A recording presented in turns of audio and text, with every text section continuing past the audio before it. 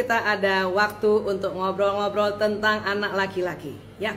Jadi begini, anak laki-laki ini ya, kita bicara soal hormonal ya. Pada laki-laki ada hormon-hormon ya. Hormon laki-laki yang terkenal namanya testosteron, sering disebut hormon raja ya. Nah, kemudian ada juga hormonnya vasopresin, hormon pangeran.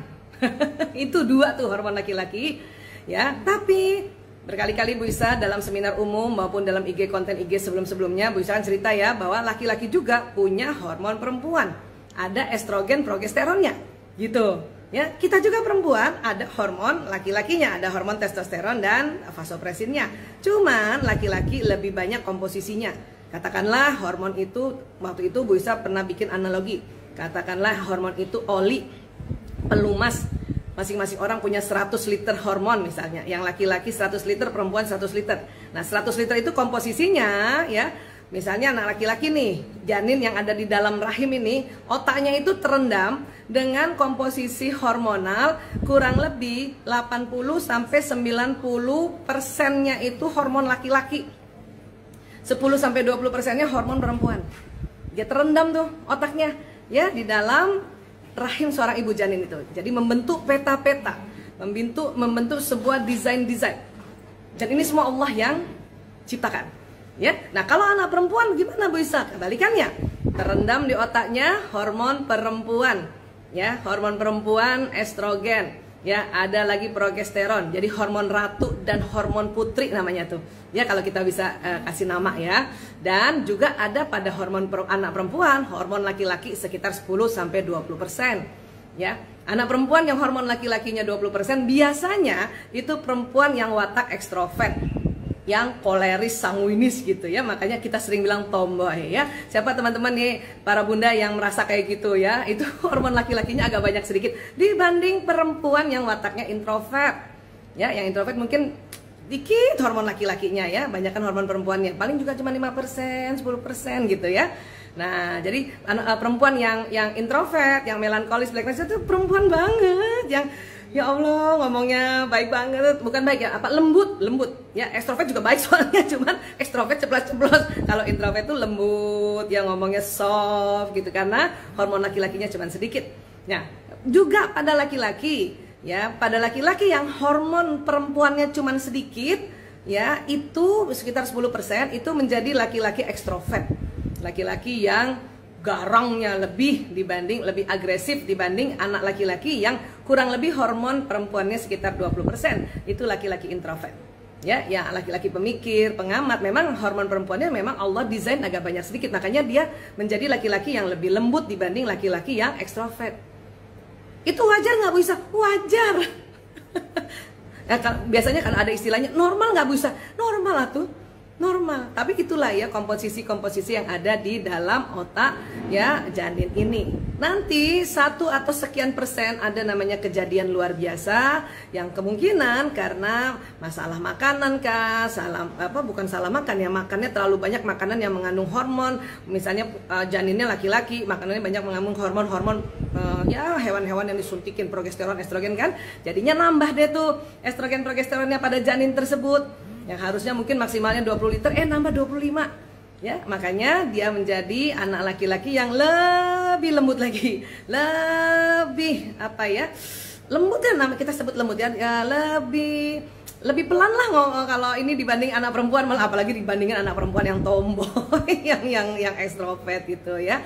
Jadi seperti itu kurang lebih komposisi di dalam otak. Nah, itu yang membuat peta-peta atau membuat program-program yang ada di otak ya, ada perbedaan-perbedaan antara laki-laki dan perempuan. Walaisa zakaru kal unsa, Ali Imran ayat 36, dan laki-laki tidak sama dengan perempuan ya. Oke, sudah ada yang bertanya kah? Hari ini Bu Isa ditemani oleh Dr. Ica ya, alhamdulillah. Mbak Cening di rumah, Mas Omet di rumah, Mbak Nining di rumah, Mas Lanang baru saja pulang praktek dari tempat rehab, sekarang sama Mbak Ica aja. Hai nak, sudah ada yang bertanya? Sudah ada, banyak katanya. Ya Allah, yang mana dulu nih Mbak? Nah, yang mana? Oh, Mama, Bunda Tia Marda punya anak laki-laki yang satu umur 2 tahun, yang satu umur 1 tahun. Gimana caranya biar anak tetap akur meski sering rebutan mainan? Gini, anak-anak ya, saudara kandung aja itu bukan cuma laki-laki ya, ada laki perempuan, perempuan sama perempuan gitu ya. Itu ada namanya sibling rivalry, ada namanya persaingan antar saudara. Apalagi anaknya laki-laki semua. Ya. Kenapa Bu Isa kok anaknya laki-laki semua? Sering seperti itu, ya. Nah, kenapa? Karena di dalam otak laki-laki itu ada program bersaing. Jadi laki-laki Allah mendesain ada otak program bersaing pada anak laki-laki. Ya, pokoknya pada seluruh laki-laki lah. Ya. Sebenarnya untuk apa sih Bu Isa? Itu sebenarnya ya, walau alam bisawab, hanya Allah yang tahu persis maksudnya apa. Tapi terungkap oleh para ahli, pelan-pelan itu salah satunya adalah bahwa kenapa laki-laki diberikan Allah program bersaing? Agar bisa bersaing, berkompetisi. Dalam apa? Menjemput nafkah. Nah, kita nggak bukan mencari kali ya, menjemput ya nafkah itu ya. Jemput. Nah, itulah makanya laki-laki ada program bersaing. Nah, pada waktu kecil dia sudah nyala program bersaingnya. Ya, makanya tidak usah heran, tenang saja kalau punya anak laki dan laki, apalagi umurnya hampir sama, mereka dikit-dikit bersaing. Ya. Setting di kepalanya Bunda kalau anak itu ini punya aku, itu bukan rebutan, itu sedang dalam persaingan atau apa? Sedang belajar kompetisi. Kan kita sekarang belajarnya berbasis kompetisi kan? Nah gitu aja. Jadi bundanya tenang. Kenapa? Karena mau dimanapun, anak siapapun, apalagi anak Bu Isa tuh 4, ya pasti bersaing. Yang penting bundanya tenang.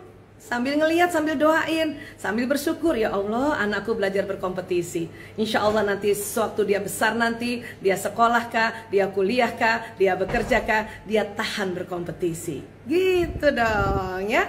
Terus kalau gimana caranya supaya kita bisa ya merelai dia? Ya tinggal ditunggu aja.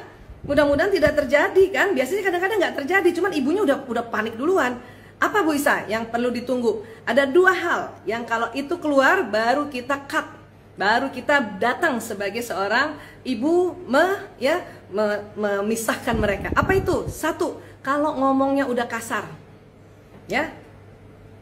Ini punya aku, terus dia ngomong apa, dia ngatain kakaknya atau adiknya, kita boleh bersaing tapi ngomong yang santun. 1 ya. Atau yang kedua apa? Dia sudah mau memukul, barulah kita intervensi.